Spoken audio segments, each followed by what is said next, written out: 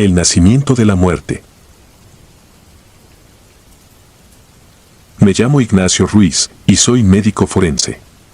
En mis años de experiencia, he presenciado cosas que muchos considerarían aberrantes, pero nada me preparó para aquella noche en la que, al escuchar el llanto de un bebé en la morgue, sentí un horror que me heló hasta los huesos. Era un miércoles oscuro, el tipo de noche en la que el viento gime por entre las rendijas y hace crujir las viejas puertas del edificio como si también él quisiera escapar. El caso era extraño desde el principio. Una joven de aproximadamente 27 años, embarazada, que había perdido la vida en un accidente automovilístico. Según el informe, su marido la había conducido al hospital con la esperanza de que aún pudiera salvarse, pero fue inútil. La tragedia se había llevado 2 vidas de una sola embestida, o eso creímos todos al principio. Esa noche, yo era el único forense en turno. El personal auxiliar se había retirado temprano debido a la tormenta eléctrica que se aproximaba. Me quedé solo con los cuerpos en aquella inmensa sala fría, y el silencio se hacía tan espeso que parecía capaz de sofocar cualquier pensamiento. La joven yacía en la bandeja de acero, pálida y tranquila, cubierta con una sábana blanca que solo dejaba a la vista su rostro sereno, como si estuviera simplemente dormida. Los procedimientos indicaban que debía realizar la autopsia al día siguiente, pero algo en mí se resistía a dejar el cuerpo sin una inspección preliminar. Había algo peculiar en su estado, una rigidez extraña, como si su carne se resistiera al final definitivo. El reloj marcaba las 2 de la madrugada cuando, por el rabillo del ojo, vi moverse algo junto a la camilla. Pensé que era una alucinación, efecto del cansancio.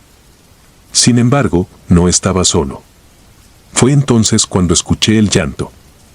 Era un llanto agudo, desesperado. Al principio, creí que mi mente me estaba jugando una mala pasada.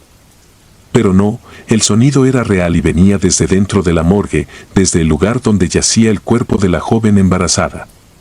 Mi corazón latía con tal fuerza que temí que reventara. La lógica intentó tranquilizarme, explicarme que eso era imposible, que los muertos no lloran y, menos aún, dan a luz. Me acerqué a la camilla, cada paso parecía pesar toneladas. Retiré la sábana que cubría su cuerpo, y ahí estaba, un bebé, diminuto, envuelto en restos de la placenta y cubierto de sangre. Aún unido a su madre por el cordón umbilical, agitaba sus diminutos brazos y lloraba con la intensidad de alguien que se aferra a la vida. Me quedé paralizado por un instante, incapaz de comprender cómo aquello era posible. Ella había estado muerta por varias horas, y sin embargo, ese niño había nacido. La lógica y la ciencia me abandonaron en ese momento, dejándome solo con el peso de la presencia incomprensible de esa vida nueva en mis manos. Tomé al bebé, limpiando su rostro con un paño de algodón que encontré en una mesa cercana. Sus ojos se abrieron por un momento, grandes y oscuros, mirándome como si ya supiera algo que yo desconocía. Y luego, simplemente, dejó de llorar. Su pequeño pecho dejó de moverse, como si hubiese agotado su breve cuota de vida en aquellos minutos de existencia. Intenté resucitarlo. No sé cuánto tiempo pasé tratando de devolverle el aliento, el latido. El frío de la morgue se metía en mis huesos y, sin embargo, yo sudaba, luchando contra el destino que había decidido llevárselo también. Finalmente, supe que no había nada más que hacer. Y allí estaba, en mis manos, un bebé nacido del cuerpo muerto de su madre, quien también yacía en silencio. Pero esa no fue la parte más aterradora de la noche. Con el pequeño cuerpo aún en mis brazos, comencé a escuchar un susurro, apenas un murmullo que parecía surgir de todos los rincones de la morgue. Se entrelazaba con el sonido de la tormenta que rugía afuera. El murmullo se hizo más fuerte y pronto se convirtió en una serie de voces indistinguibles, todas hablando al mismo tiempo, mezclándose con los crujidos y gemidos de las puertas y las paredes del edificio. Permanecí inmóvil, sin atreverme a moverme, temiendo que cualquier movimiento pudiera desencadenar algo peor. Las luces parpadearon, y por un momento, me pareció ver sombras que se arrastraban sobre el suelo, proyectadas desde algún lugar que no podía identificar. Intenté convencerme de que era el agotamiento, de que había perdido la cabeza, pero el terror que me atenazaba el corazón me decía otra cosa. El llanto de un bebé volvió a sonar, aunque el pequeño cuerpo que había sostenido estaba ya inerte en mis brazos. El sonido se expandía por la sala, rebotando en las paredes de azulejos blancos, multiplicándose hasta volverse ensordecedor. Sentía que mis tímpanos estallarían bajo esa presión, era como si el mismo espacio se saturara de sufrimiento y desolación. El aire se volvió denso, un hedor indescriptible se filtró por mi nariz y sentí el impulso de vomitar. Coloqué el cuerpo del bebé sobre la camilla de su madre, y al hacerlo, noté que sus ojos, los de la mujer muerta, estaban abiertos. Me quedé helado, incapaz de apartar la mirada de esos ojos que, a pesar de estar vidriosos y sin vida, parecían observarme con una mezcla de tristeza y desesperación. Retrocedí lentamente, sin apartar la vista de ellos, hasta que mis espaldas chocaron con la pared de la morgue. El llanto del bebé cesó de repente y el silencio cayó como un manto sepulcral sobre la habitación. Fue entonces cuando noté que el cordón umbilical que aún unía al bebé con su madre comenzó a moverse como si tuviera vida propia. Las luces parpadearon de nuevo y las sombras que antes había visto ahora se materializaban en figuras humanas, deformadas y espectrales, que se acercaban lentamente hacia mí, sus rostros llenos de angustia y sufrimiento. Quise correr, pero mis piernas se negaron a responder. Era como si el suelo se hubiese vuelto un nodo pegajoso que me mantenía anclado en el lugar. Las figuras se detuvieron frente a mí, rodeándome en un círculo, y pude ver que sus ojos estaban vacíos, cuencas oscuras que parecían absorber la poca luz que quedaba en la habitación. Empezaron a moverse al unísono, y una de ellas, la más cercana, alzó un brazo cadavérico y señaló hacia la camilla donde yacían la madre y el bebé. En ese momento, comprendí lo que querían. Ellos, esas almas perdidas, buscaban algo de la vida que yo todavía poseía. Algo que yo aún no había perdido. Con un esfuerzo sobrehumano, me solté de ese trance y corrí hacia la puerta. La abrí de un tirón y me lancé al pasillo, sintiendo como la presencia de esas sombras se disolvía detrás de mí, como si la luz del corredor las desintegrara. Corrí sin mirar atrás, sin detenerme, sintiendo que los pasillos se hacían eternos, que las paredes se estrechaban, aplastándome en su avance. Cuando finalmente logré salir del edificio, el aire frío de la madrugada golpeó mi rostro y caí de rodillas en el asfalto mojado. Miré hacia el cielo, buscando alguna señal de cordura, algo que me hiciera pensar que aquello había sido solo una pesadilla. Pero sabía que no lo era. Había algo allí, algo que se quedó en esa morgue, que aún respiraba, vivía y sufría dentro de esos muros. Esa fue la última noche que trabajé como forense. Renuncié al día siguiente y jamás volví a pisar ese lugar. Pasaron semanas antes de que pudiera dormir en paz nuevamente, pero cada vez que cerraba los ojos, el llanto del bebé regresaba, arrastrándome de vuelta a esa sala fría y llena de sombras. Hasta el día de hoy, sigo sin poder explicar qué ocurrió exactamente. La ciencia y la lógica no tienen respuestas para lo que presencié, pero hay algo que sé con certeza: no todos los muertos se quedan quietos. Hay almas que vagan, atrapadas entre la vida y la muerte, buscando desesperadamente algo que nosotros, los vivos, jamás podremos comprender. Y, a veces, esas almas se manifiestan en formas tan terribles que hasta el más escéptico podría enloquecer al verlas. Yo las vi, las sentí, y sé que siguen allí, esperando en la oscuridad, esperando a que alguien más tenga la desgracia de escuchar su llamado.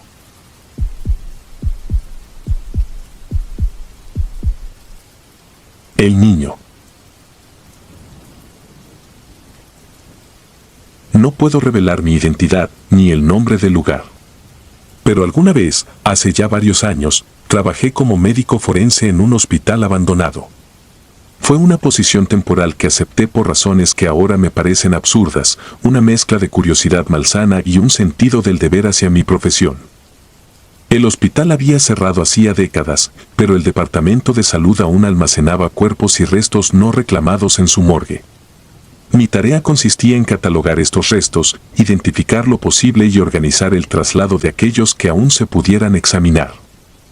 Era un trabajo rutinario, casi mecánico, pero en un lugar que desafiaba la lógica del tiempo y del espacio. Desde el primer día, algo no cuadraba. El hospital había sido abandonado, pero algunas luces parpadeaban sin razón aparente y el aire estaba cargado de una hedora descomposición que iba más allá de lo que uno podría esperar en una morgue. Sentía como si el hospital exhalara una respiración pesada y anciana, impregnando cada pasillo con una humedad espesa que se pegaba a mi piel. La primera semana apenas podía soportar estar allí por más de unas horas seguidas. Aún así, la obligación de completar mi tarea me obligaba a regresar una y otra vez a esas paredes que parecían susurrar. Una noche, estaba catalogando algunos restos en el sótano, donde almacenábamos los cuerpos en espera de traslado. El sótano era un lugar de sombras densas y ruidos inexplicables, como si los gritos ahogados de pacientes olvidados se infiltraran en los ductos de ventilación. Esa noche, estaba particularmente silencioso. Me encontraba inclinado sobre una bandeja de acero, observando los restos de un cráneo fracturado cuando algo llamó mi atención. De reojo, vi una figura pequeña, apenas una sombra, asomándose desde el final del pasillo. Me quedé inmóvil, sintiendo una punzada de frío en la nuca. Parecía un niño, pero no. Había algo perturbador en su postura, en la manera en que sus ojos oscuros parecían perforar la penumbra. Intenté hablarle, preguntarle qué hacía allí. No respondió. Dio un paso hacia mí, y aunque mis ojos me decían que había movimiento, no podía distinguir claramente sus piernas. Era como si flotara, como si sus pies no tocaran el suelo. Cuando quise reaccionar, el niño se desvaneció frente a mis ojos, dejando solo una estela de vacío donde un segundo antes estaba su figura. Mis manos temblaban al intentar volver a mi trabajo, pero el miedo se había anclado a mis huesos, paralizándome. Aún recuerdo cómo el silencio me devoraba mientras intentaba encontrar una explicación racional. Quizás había sido un reflejo, una ilusión provocada por el cansancio. Me dije que era lógico, que un lugar como ese jugaba con la mente, distorsionaba la realidad. Pero algo en el fondo de mi conciencia sabía que lo que había visto era real, demasiado tangible para ser una simple alucinación. Durante las siguientes semanas, traté de evitar el sótano tanto como pude. Sin embargo, mi trabajo requería que volviera constantemente, y con cada visita, el ambiente se hacía más opresivo. Empecé a notar pequeños detalles que antes se me habían escapado, la manera en que las sombras parecían alargarse y doblarse, como los sonidos de pasos resonaban en los pasillos aunque yo fuera el único presente. Empecé a dudar de mi propia cordura, cada vez más atrapado en un ciclo de temor y obsesión. Un día, mientras revisaba algunos archivos antiguos, encontré una nota. Era un informe médico incompleto sobre la desaparición de un niño en los años 50. Desapareció en circunstancias extrañas, y aunque no había sido encontrado, el archivo mencionaba que el último lugar donde se le vio fue en el sótano del hospital. La sangre se me heló al leer esas palabras. ¿Podría ser el mismo niño que había visto? No pude evitar pensar que tal vez, de algún modo, había quedado atrapado allí, entre las paredes de ese hospital muerto, suspendido entre la vida y la muerte. Esa noche decidí investigar más. Bajé al sótano una vez más, esta vez con la convicción de que tenía que entender lo que estaba sucediendo, aunque fuera por mi propia cordura. Con una linterna en mano, caminé por el corredor, dejando que la luz penetrara las sombras. Los viejos refrigeradores chirriaban y los tubos de metal se retorcían como si estuvieran vivos. Podía sentir cómo cada paso resonaba, como si el hospital mismo estuviera escuchando, esperando algo. De repente, escuché un susurro. No era un sonido fuerte, más bien una especie de eco lejano, como el murmullo de alguien al borde del olvido. La voz era débil, pero cargada de un dolor que helaba el alma. Al final del pasillo, allí donde las sombras se hacían más densas, lo vi de nuevo. El niño estaba de pie, mirándome con esos ojos oscuros, profundos y vacíos, como dos pozos sin fondo. Esta vez, sin embargo, no se desvaneció. Lo observé con detenimiento y noté que llevaba un uniforme de paciente, sucio y desgarrado, con manchas que no quise identificar. Estaba inmóvil, pero su mirada era tan penetrante que sentí que atravesaba mi ser. Me acerqué, no sé bien por qué. Cada paso que daba sentía que el suelo se hundía bajo mis pies, como si caminara sobre una fina capa de hielo. Cuando estuve a solo unos metros de él, sus labios se movieron. No salió sonido alguno, pero pude leer sus palabras, formadas en un silencio ensordecedor: ayúdame. Una súbita ráfaga de frío atravesó la habitación y el niño desapareció de nuevo.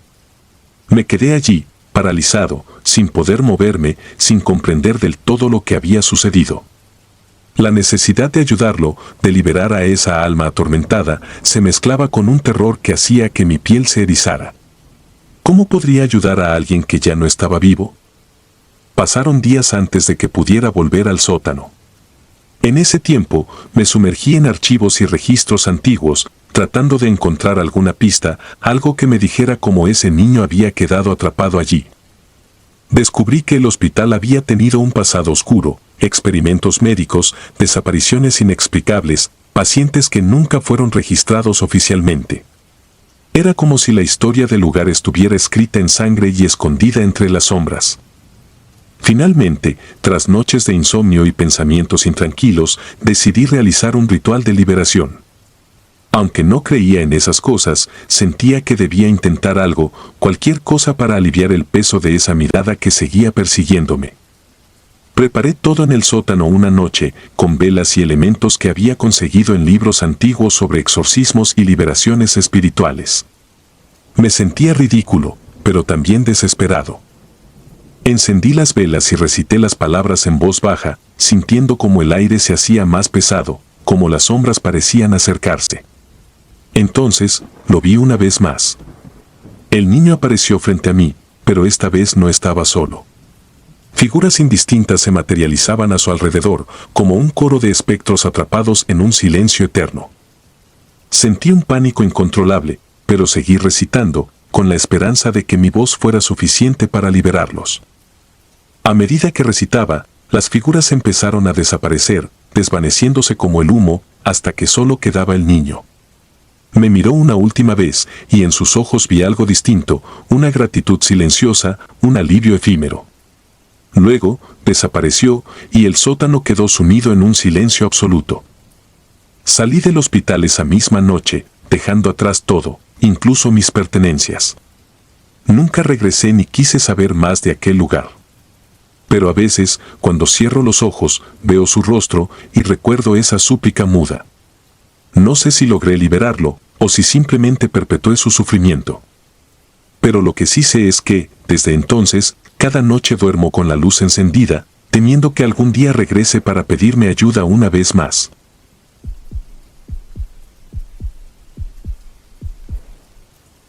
El sudor del muerto. Como médico forense, uno se acostumbra a convivir con la muerte de una manera íntima y calculada. Cada día es un recordatorio de nuestra fragilidad, de lo efímero de nuestro paso por el mundo. Lo he visto todo: cuerpos carbonizados, víctimas de accidentes grotescos, hasta personas que simplemente dejaron de respirar de un momento a otro. A veces la muerte llega con violencia, a veces con quietud. Pero una cosa que he aprendido es a mantener cierta distancia, a no involucrarme más allá de lo necesario. Hay una regla que he seguido al pie de la letra desde que empecé en esta profesión: nunca toques el sudor del muerto. No era una superstición cualquiera, no se trata de un tabú sin sentido. Fue uno de mis primeros mentores, el Dr. Silva, quien me lo advirtió. Jamás toques el sudor del muerto, me dijo una vez, con la voz grave y la mirada perdida. No entendí el consejo en su momento, pero al paso de los años aprendí a respetar las palabras de los más veteranos. Hay reglas que es mejor no romper. Hasta hace poco, no comprendía del todo por qué.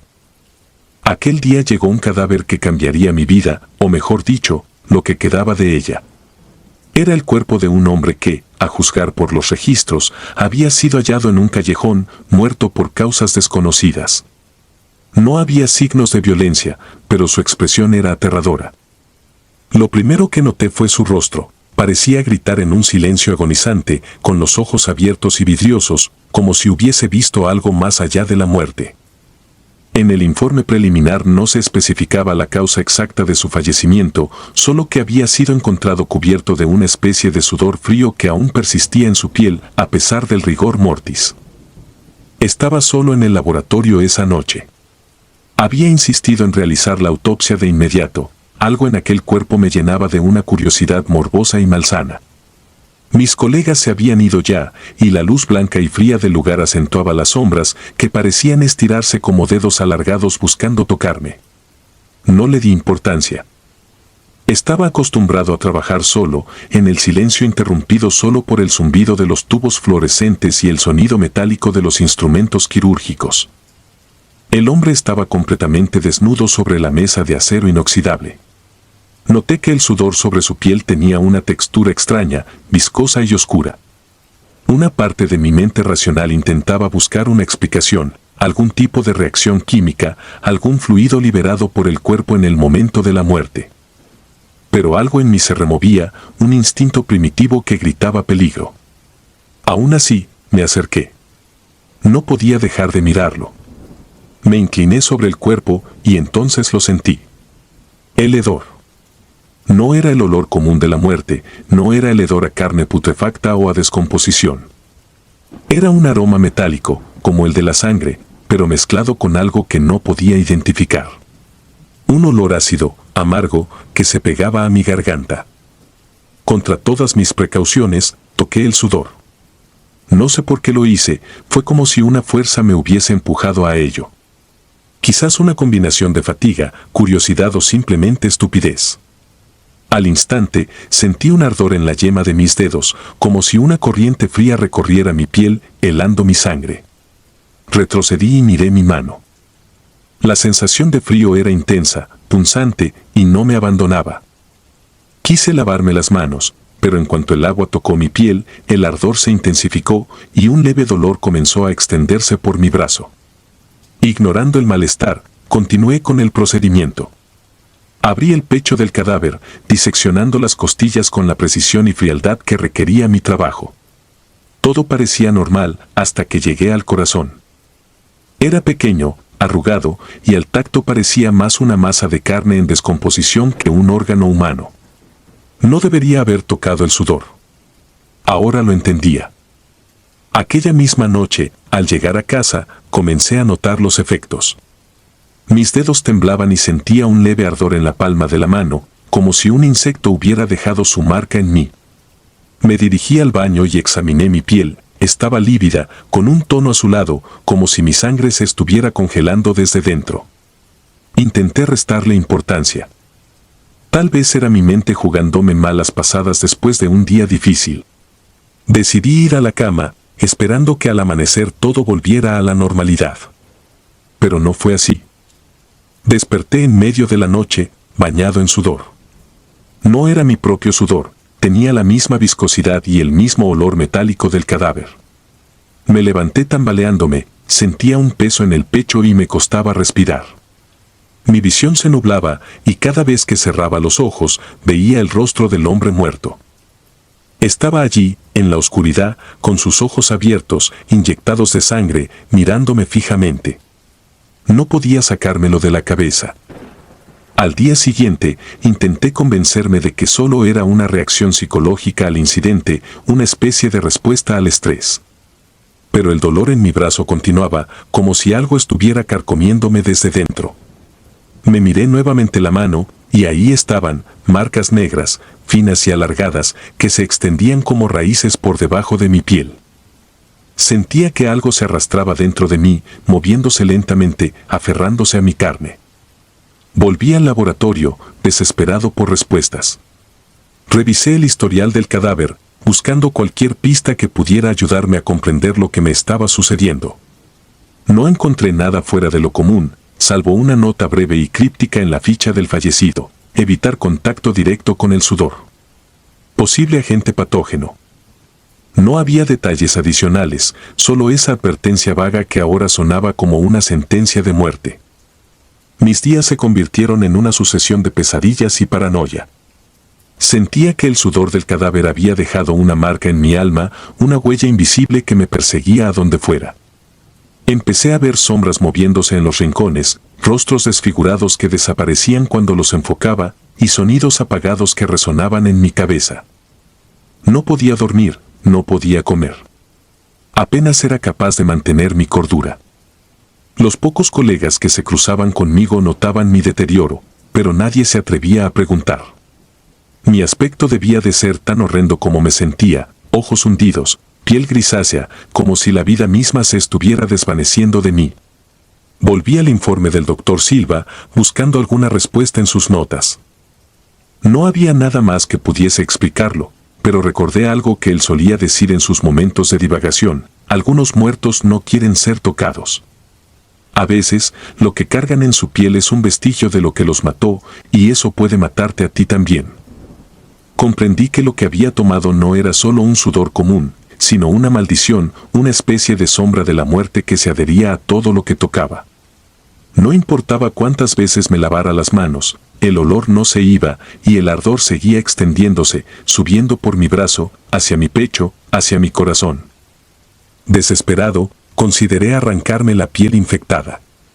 Me miré en el espejo del baño, sosteniendo un bisturí tembloroso, pero al observarme, vi que ya no era el mismo.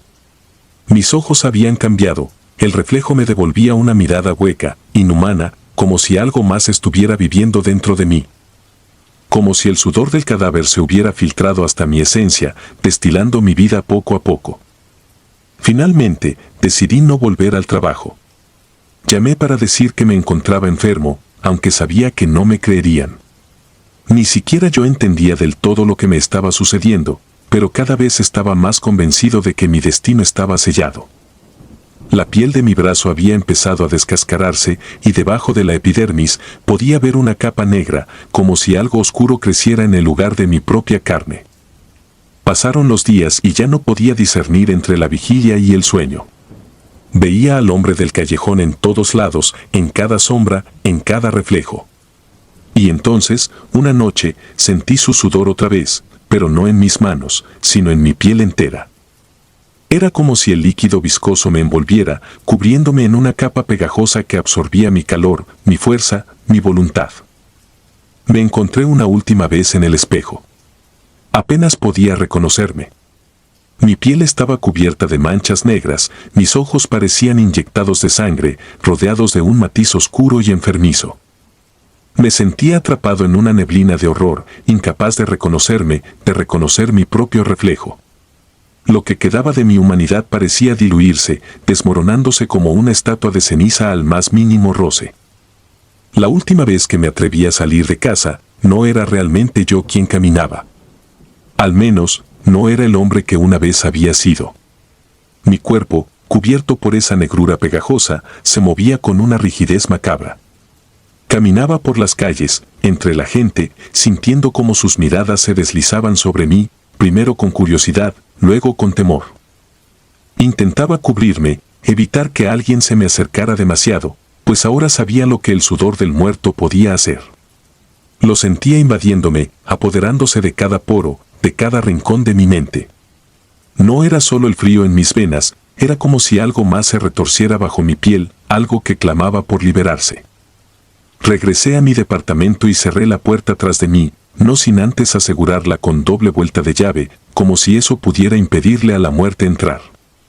Me senté en el suelo, en la penumbra, sintiendo como mis extremidades se entumecían y se volvían más pesadas con cada minuto.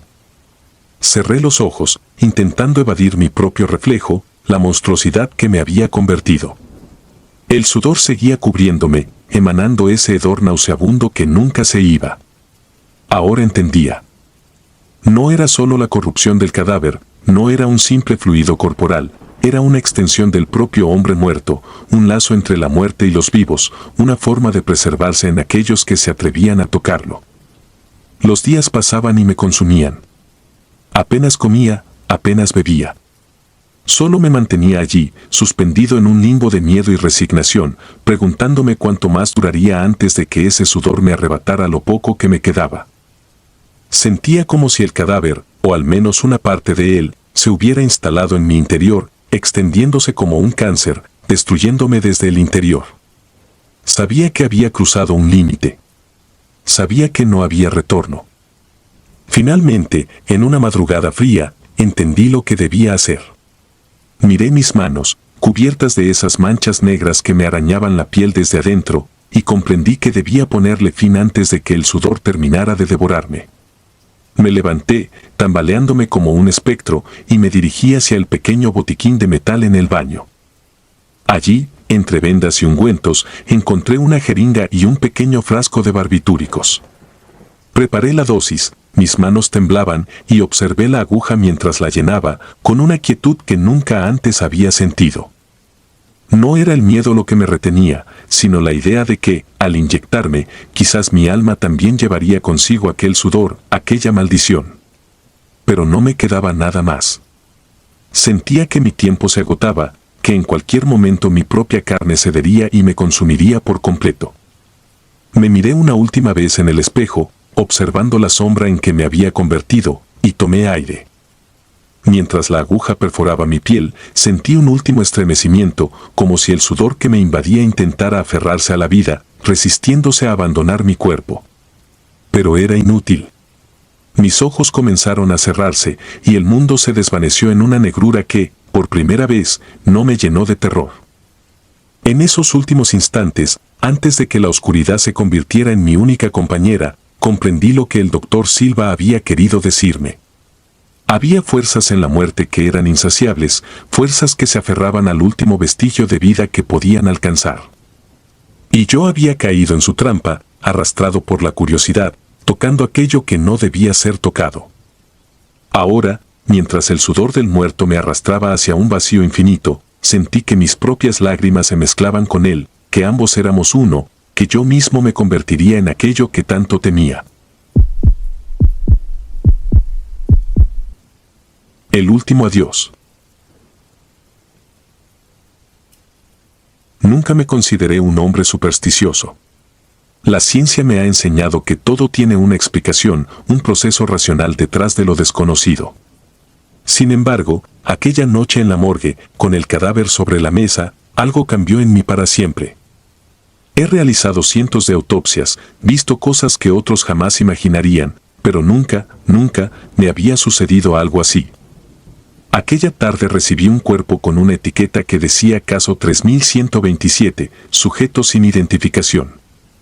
Llegó de la comisaría local, uno de esos casos que suelen aparecer sin aviso, perdido en la indiferencia burocrática.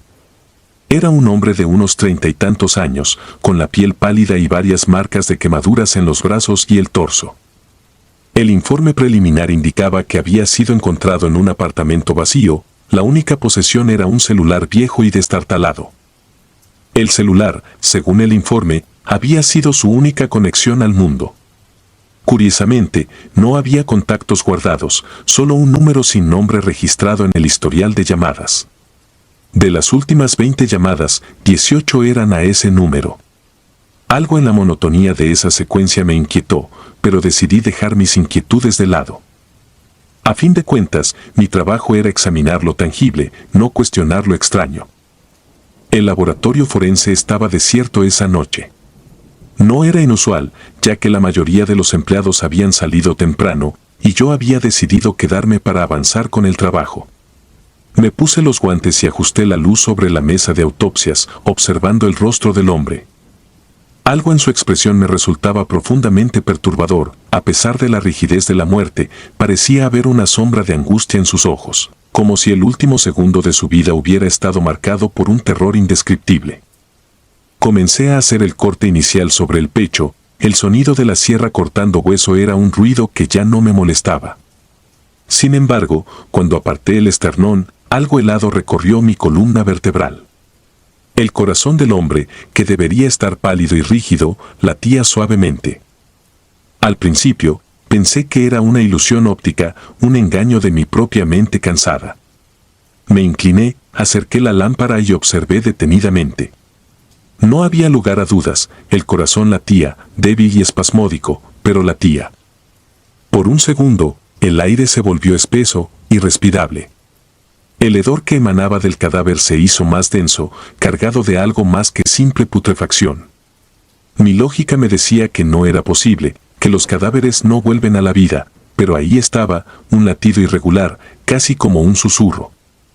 Intenté alejarme, buscando un punto de apoyo mental, algo a lo que aferrarme para no perder el control. Fue entonces cuando mi teléfono comenzó a sonar. La pantalla mostró un número desconocido. Contesté sin pensarlo, casi como un reflejo de autodefensa. La voz al otro lado era fría, apenas un susurro que, sin embargo, resonó en mi oído como un grito.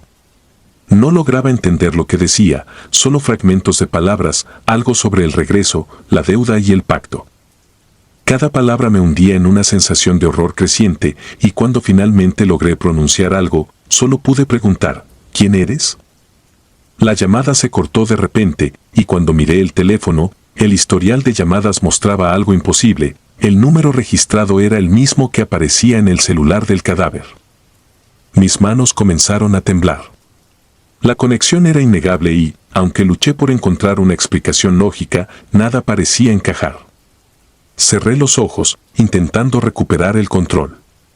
Decidí seguir con la autopsia, aunque la idea de tocar ese cuerpo me producía una repulsión indescriptible. Reanudé la inspección, buscando cualquier anomalía que pudiera explicar lo que había visto, alguna señal de actividad post-mortem que pudiera calificar como un fenómeno médico desconocido. Cuando abrí la cavidad torácica para examinar los pulmones, noté algo aún más extraño. Un parásito negro y retorcido, algo que jamás había visto, estaba enroscado alrededor del pulmón izquierdo. No parecía orgánico, su textura era oscura y brillante, como el vidrio que hubiera sido forjado en el infierno. Sentí la necesidad de apartarlo, de examinarlo más de cerca, pero el solo tocarlo me produjo un dolor punzante en las yemas de los dedos, como si hubiera metido las manos en hielo seco.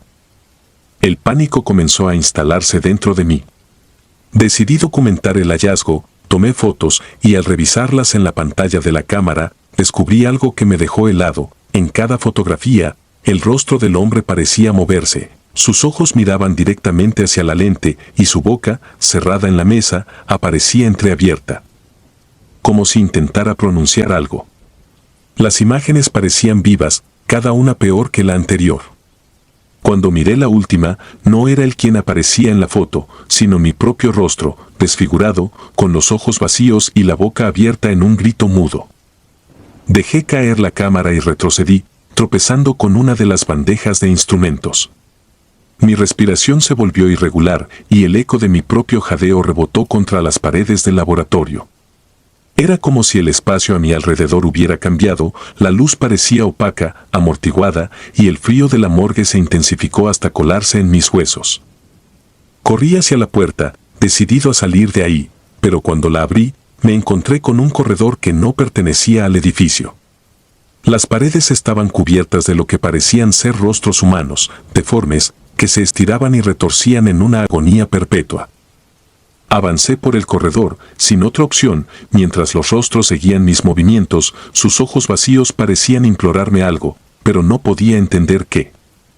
Mi reloj marcaba las 3:33 de la madrugada, un detalle que, de alguna manera, hacía que el horror fuera aún más palpable.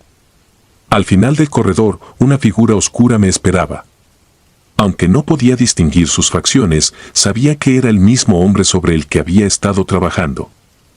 Su sombra parecía absorber la luz, y el aire a su alrededor estaba viciado, como si su presencia drenara toda forma de vida. Avancé hacia él, hipnotizado por una fuerza que no entendía, y cuando estuve lo suficientemente cerca, sus ojos se abrieron, inyectados en sangre. ¿Con quién hablé anoche?, le pregunté, aunque la voz que salió de mi boca no parecía ser la mía. Él no respondió, pero su rostro comenzó a desmoronarse, revelando una calavera negra cubierta de gusanos que se arrastraban por sus cuencas vacías. Volví en mí de repente, en la morgue, con las manos ensangrentadas y el cadáver en la mesa, completamente desfigurado. Había hecho cortes en el que no recordaba, marcas profundas y erráticas que parecían formar algún tipo de símbolo, un lenguaje oscuro que no reconocía. Intenté limpiarme, pero la sangre se negaba a desaparecer, como si se hubiera adherido a mi piel. Horas más tarde, cuando los primeros rayos de sol se filtraron por las ventanas, abandoné la morgue sin avisar a nadie. No volví allí, ni intenté averiguar qué había sucedido realmente esa noche. Decidí ignorar el informe que debía presentar y aunque sabía que en algún momento alguien me preguntaría por el caso 3127, no tenía respuestas, solo preguntas que nadie debía hacerme jamás. Desde entonces, las noches son un tormento. Mi sueño es frágil, poblado de susurros y figuras oscuras que me observan desde las sombras. A veces, despierto con el sonido de un teléfono que no existe y siento que alguien está observándome desde la esquina de la habitación. Me repito una y otra vez que fue solo una ilusión, un mal sueño provocado por el cansancio, pero en el fondo sé la verdad. Hay cosas en este mundo que no pueden ser explicadas y cada vez que escucho el eco de una llamada que nunca realicé, recuerdo aquella noche en la morgue y el terror que se adhirió a mi piel, tan profundo como la propia muerte. No sé a quién llamé esa noche, ni con quién hablé, pero sé que en algún lugar, en alguna forma, algo me sigue observando, esperando el momento para reclamar lo que le pertenece. Desde entonces, no soy el mismo. Me he convertido en un hombre perseguido por algo que no puedo nombrar, un testigo de un horror que va más allá de la muerte. A veces, en las noches de insomnio, escucho el eco de una voz que me susurra desde el otro lado, recordándome que la muerte no siempre es el final, y que, a veces, lo que nos espera más allá es peor que cualquier cosa que podamos imaginar. La chica que despertó. El frío de la morgue se había vuelto un compañero habitual, una presencia inevitable que se filtraba bajo mi bata blanca y se instalaba en mis huesos, como un recordatorio constante de la muerte. Pero aquella noche, el frío tenía un peso distinto, una densidad que se aferraba a mi piel como si tuviera la intención de quedarse. Me llamo David Cifuentes y he trabajado como médico forense por casi 15 años. He visto cuerpos en todo estado imaginable, desde los que se conservan como si simplemente estuvieran dormidos, hasta aquellos que el tiempo y la naturaleza descomponen en formas indescriptibles. La muerte, pensé, no tenía ya secretos para mí. Sin embargo, siempre existe una excepción, un instante en que lo cotidiano se quiebra y revela un abismo de horror que uno nunca imagina tener que enfrentar. Esa noche había recibido el cuerpo de una joven. Según el informe policial, había sido hallada en un callejón cercano a su casa, sin signos de violencia evidente. Tenía 20 años y un semblante plácido, como si hubiera expirado en medio de un sueño tranquilo. Recuerdo que el oficial a cargo del caso, un tipo robusto y lacónico, me miró con una expresión que no supe leer.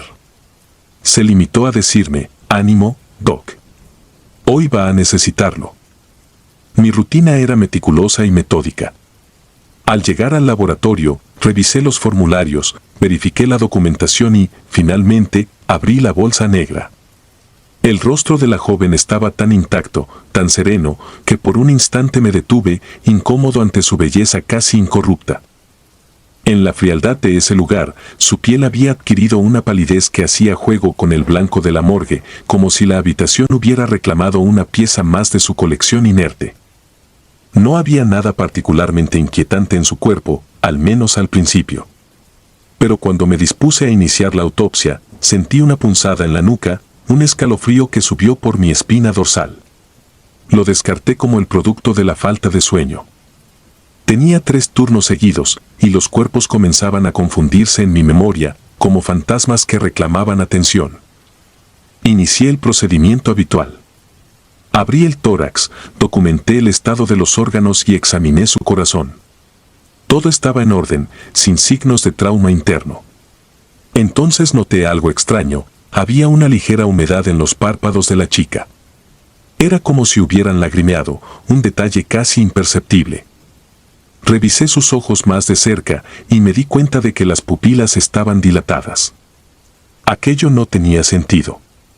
Sin signos de intoxicación o de algún otro factor que explicara esa reacción, lo anoté en el informe y me dispuse a continuar. Al mover el cuerpo para examinar la espalda, sentí como si algo se hubiera movido dentro de ella, una reacción sutil pero tangible. Pensé que quizás se trataba de un espasmo post-mortem, un reflejo involuntario de los músculos que aún no habían perdido toda su energía.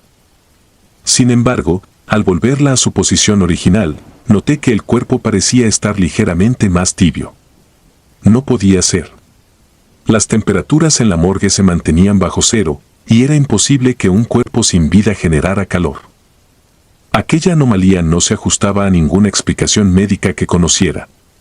Desconcertado, decidí tomar un descanso, lavarme las manos y despejarme un poco. La morgue tiene un ambiente peculiar en las noches, el silencio es casi absoluto, y la falta de ventanas hace que pierdas la noción del tiempo. La única compañía son los ecos de tus propios pasos y el zumbido constante de los refrigeradores que guardan a los muertos. Cuando regresé al laboratorio, el cuerpo de la joven parecía haber cambiado de posición. Su brazo derecho, que yo había dejado reposando a un lado, ahora estaba cruzado sobre su abdomen. Mi corazón se aceleró, pero traté de calmarme. Quizá lo había movido sin darme cuenta, en ese estado casi automático en el que caes después de tantos años de hacer lo mismo.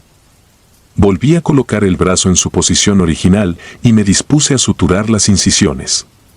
Al pasar la aguja por la piel, sentí un leve temblor bajo mis dedos.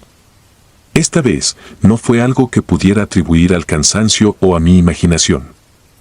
La piel de la chica parecía responder a mis movimientos, contrayéndose ligeramente como si intentara alejarse del frío contacto del acero. Entonces, sucedió. Los párpados de la joven comenzaron a temblar, y en un parpadeo involuntario, se abrieron por completo, revelando un par de ojos que me miraban con una intensidad desconcertante. Me quedé congelado, incapaz de moverme, mientras sentía que el mundo entero se desmoronaba a mi alrededor.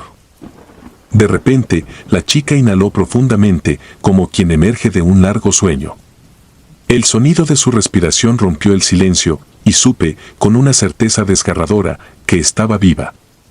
El latido de mi corazón retumbaba en mis oídos, y cada fibra de mi ser me gritaba que saliera de allí, que corriera tan lejos como mis piernas pudieran llevarme.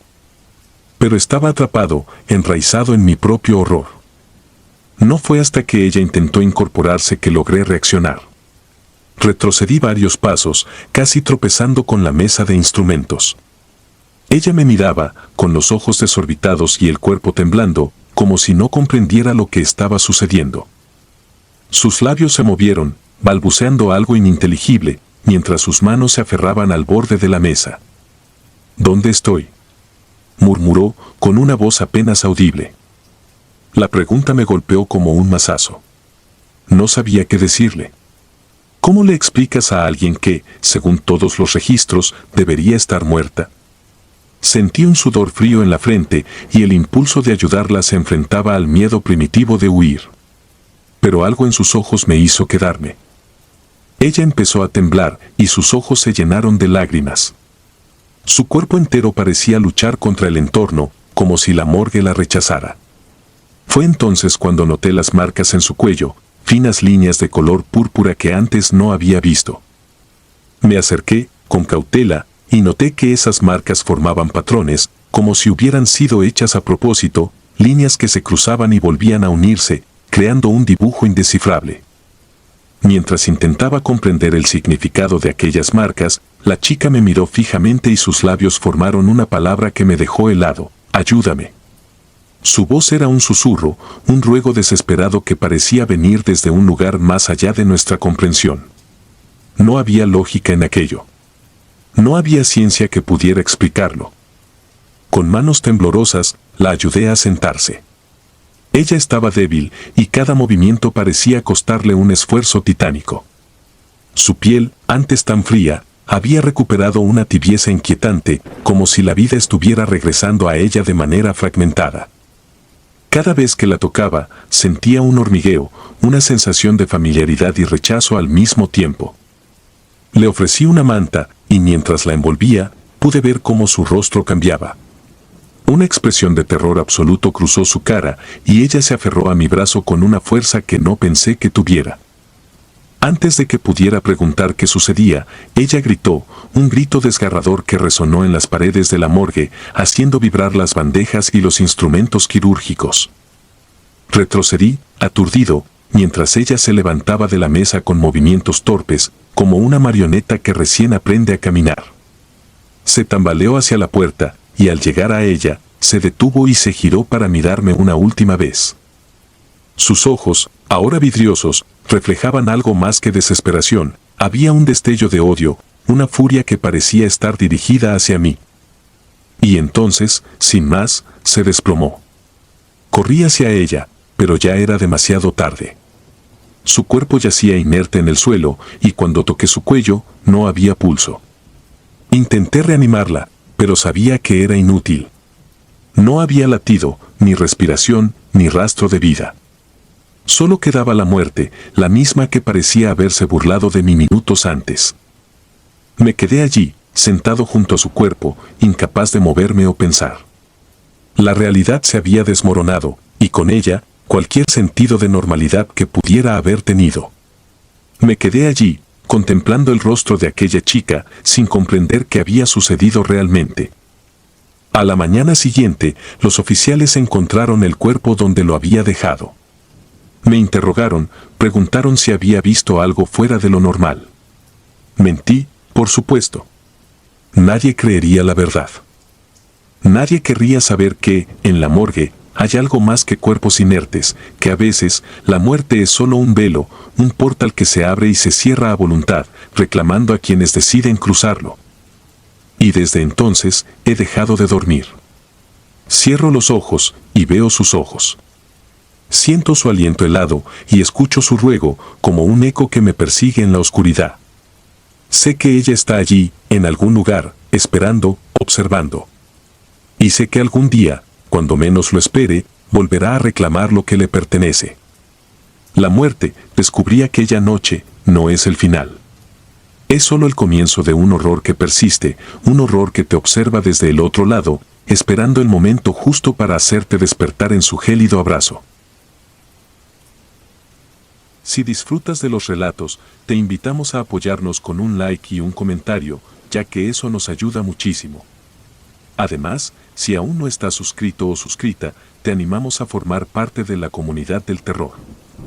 Muchas gracias por escucharnos y por tu apoyo.